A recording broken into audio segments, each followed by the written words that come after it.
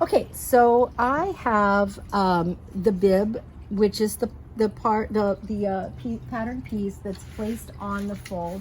Here, I put them back over here, but that's the main thing. So if you're confused because your pieces aren't going together, well then you might not have placed this on the fold, but this is placed folded right sides together. You place the piece on the fold and you cut it, and then you open it up.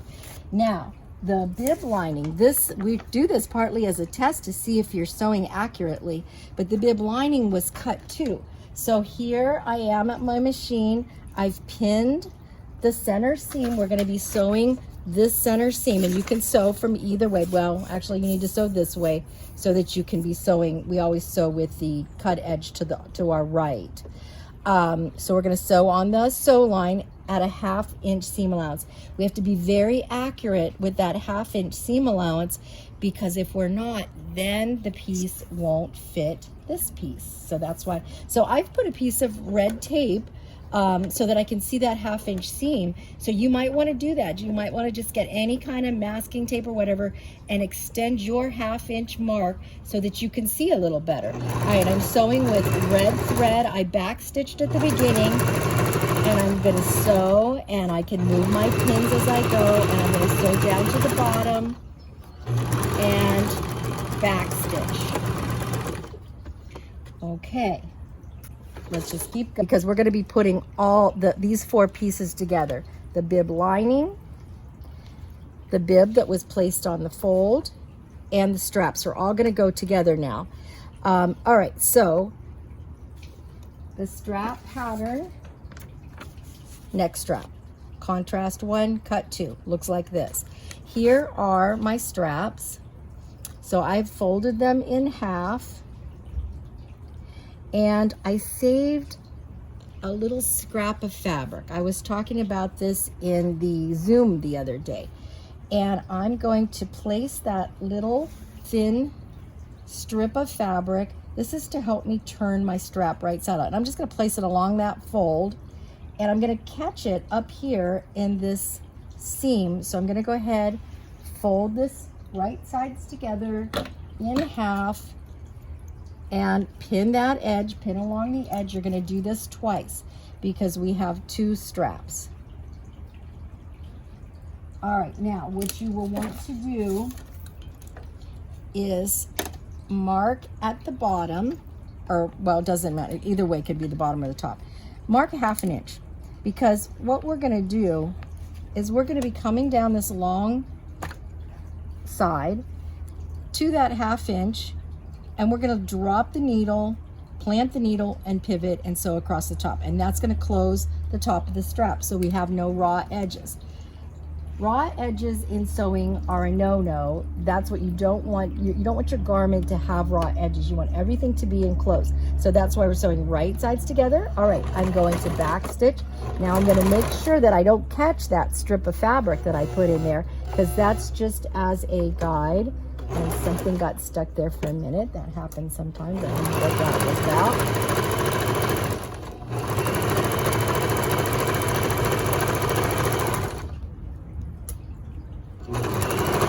All right, now I marked a 1/2 inch so I could see where to carefully stop very accurately and drop the needle. And you can use the hand wheel to slow your machine down so that you can precisely drop that needle and sew across. I back stitch, and you can sew into a lead if you want. I like to do that to save thread, because then I just cut this away and I didn't waste 4 inches of thread. All right, now I've got another one to do. So once again, I'm going to fold the strap in half, right sides together, and I'm going to go ahead and place the little strip of fabric so that I catch it up here in this top of the seam. Fold it in half, put some pins. You don't need a whole lot of pins, just enough to hold it in place when you sew. So I'll probably only put like 3 pins. All right, now I'm going to go ahead though and mark that 1/2 inch down here on this end so I can know where to plant my needle and pivot right there. Now remember, I don't have an ink pen. I have a pen that disappears with heat. All right, back stitch. So see, by that, having that lead in, my machine will not come unthreaded, and I'll save some thread. All right, all the way up the side you go, removing the pins as you go. When I get to the top of the strap, I've marked my 1/2 inch. Carefully and slowly make sure that the needle ends right there in the 1/2 inch. Pivot, sew across, and back stitch. And I'll put my lead up here again. You can have a couple of these going, and they just saves you a little thread, keeps your machine from coming unthreaded.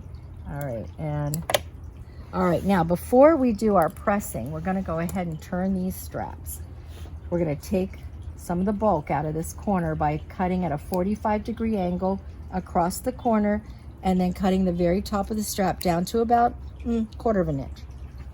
Do that twice, across the corner, and 1/4 inch. All right, now we're going to turn our strap. So there's our little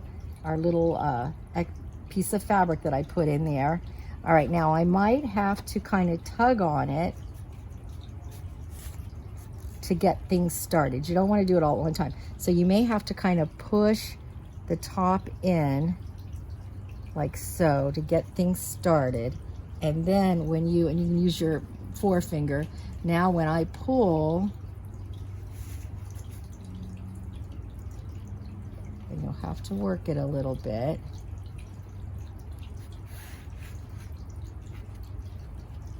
And it should pull just like that. Okay, it takes a little working. All right, but anyway, so there's that little piece of fabric. Now I can just, it's the same fabric as the strap, so I can just, so once again, so go to the side, the end that you sewed, and just kind of start to push it in with your thumb a little bit, just to get it started, just to get it turning. All right, now once you have that, you can even kind of keep your finger in there, go down to the bottom, and tug on that fabric that you left, and it should start to, oops, slippery little sucker. Anyways, it should start to just turn, and there you go. And now, once again, you've got that piece of fabric coming out there. And this can be thinner. This can be a 1/4 inch thin, but I can just cut it away real close. All right, and now I'll get the point turner to push the points out of the strap, and we'll press, and we'll look at the laying of the bib.